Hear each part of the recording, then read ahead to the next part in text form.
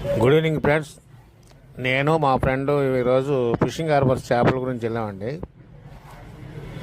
చేపలు కూడా బోట్లు తక్కువ వచ్చాయండి. ఈరోజు వచ్చిన చేపలు కూడా బాగా వచ్చాయండి. రొయ్యలు కూడా ఎక్కువ పడ్డాయండి. రేట్లు కూడా బాగానే ఉన్నాయండి. తర్వాత మనం ఎవరైనా చేపలు కొనుక్కోవాలంటే ఫిషింగ్ హార్బర్ డైరెక్ట్ కొనుక్కోవడం పెట్టండి.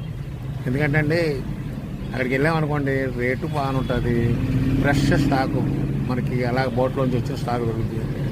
ఇంట్లో మనం ఫ్రిడ్జ్లో పెట్టుకొని ఒక రోజు 2 రోజులు తిన్నా మనకి ప్రాబ్లం ఉండదండి. అందువల్ల ఎప్పుడు ఎవరైనా కొనుక్కోవాలంటే డైరెక్ట్ ఫిషింగ్ హార్బర్ వెళ్ళి కొనుక్కుంటే ఇంట్రెస్ట్ ఉన్నవాళ్ళు మంచిదండి, బాగుంటుందండి.